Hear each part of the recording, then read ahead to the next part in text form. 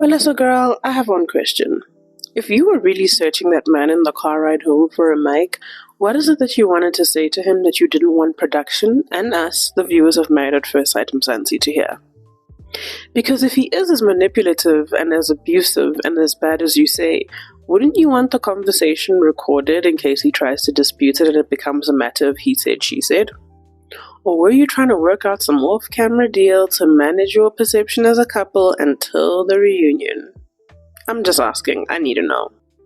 Hey guys and dolls, a little bit of the swelling has gone down, so I'm back on camera for my reviews this week, and yes, I need to get back to resting, but I couldn't leave you guys without my thoughts on Married at First Sight Mzansi Season 2, Episode 10. Let's go!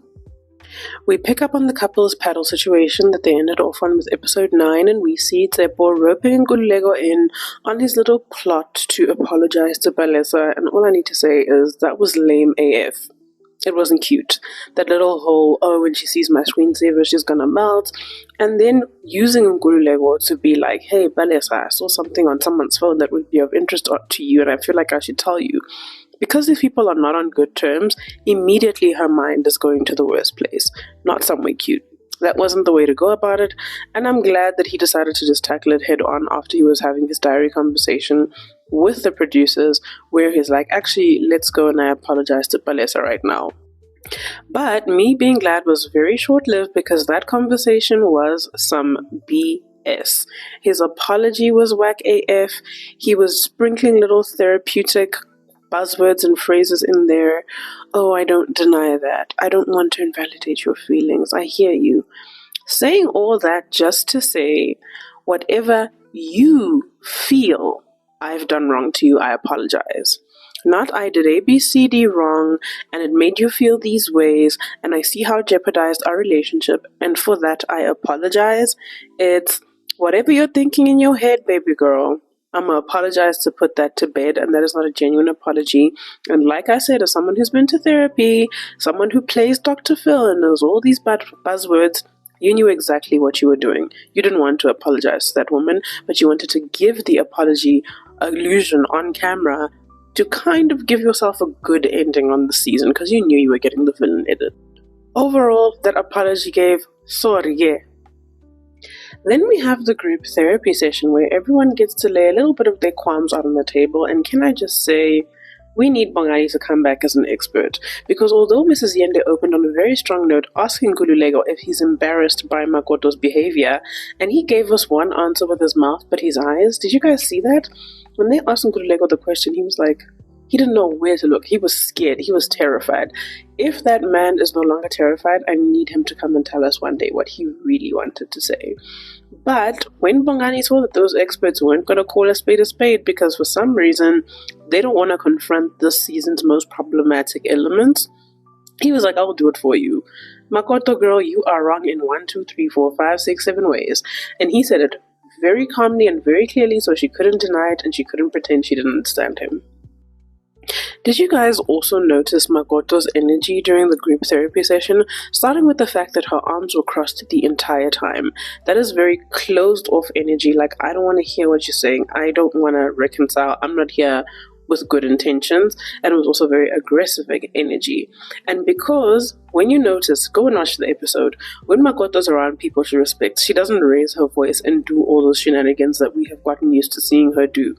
When she's around people she respects, like the experts and like the elders, she suddenly knows how to talk at like room one-on-one volume. She doesn't have all that rah-rah energy that we see her have with everyone. So because she couldn't do that in the therapy session, then she folds her arms, number one. Number two, like I said, her energy was, instead of being at a 10 all the time, this episode her energy was mostly at a 3 and a 4. And that's because she was around people that she respected. And also this is where we get to see her be the realist she's been this whole season. We get to see it in this episode. And now because she be having all this energy, you have twice in a row not only Portia defending Bongani, but saying she came to the show and she found a man. Bongani was smiling from ear to ear when she said that. Because she said, I don't need you hoes as my friends. I got my man. He was like, yes, baby. Can I also just say I'm tired as hell of that H-word conversation? Let's put it to rest. Tshepo did call you that. Intentionally. he knew what he was saying, and he structured it in that way so he could have a way to get out of it and not own it if it ever got back to you. Because like he said with the gents, when he was having a fight with Palesa, and he's like, oh, I've given them something to go pillow talk about, he knew that H-word comment would come back to you, and he knew it would make you upset, and he doesn't care. He doesn't want to apologize. Tshepo doesn't respect women, he doesn't see it for them, he doesn't rate you. Case closed. Also, theory on the little confrontation that the women had when Makoto said, oh, I heart you, Palesa, and then Palesa's like, I heart you too, because these other girls ain't shit. They were talking about you behind your back. That situation stems from the fact that I think Portia is very comfortable standing on her own and being her own person. So she doesn't go with them, abasale morao, doing all those little cutesy girly things. Like, even if you look at the reels that, or the TikTok, that Palesa does post up, sometimes you'll see Nelisa on some of them, because Nelisa tries to be a girl's girl.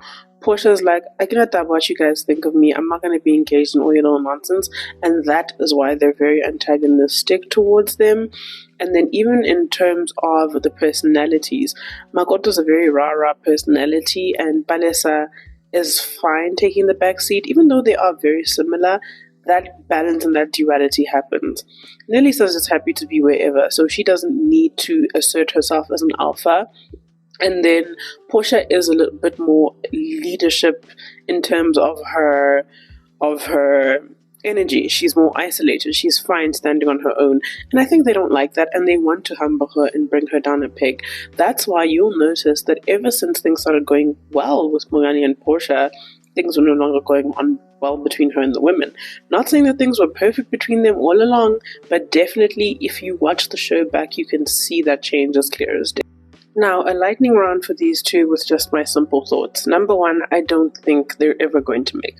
Number two, she's right to say she doesn't trust him and that she'll base her decisions on his actions and not his words, because words don't mean much right now. With a wordsmith like this one, you're right about that, but his amicable energy this episode felt very performative. His friend allegedly not being able to make it is a red flag, but I genuinely believe he didn't even try and invite anyone.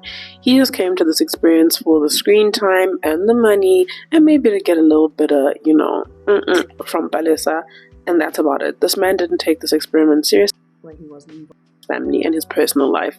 The only reason he involved his mom, he's a mom, was very much giving Bom energy, because why couldn't you even just tell your mom about this issue on the phone? You had to drive back home to her. Palesa girl, as much as and I need both of y'all to just break up and let it be done. I know y'all probably already broke up, like by episode 5 y'all were probably done with each other, but yeah, let's just call this ish quits, because this is toxic as hell. And also you could tell by the fact that she invited Nkateko. Of all her real friends in her life that she could have invited to the dinner with Tshepo, she invites her TV friend.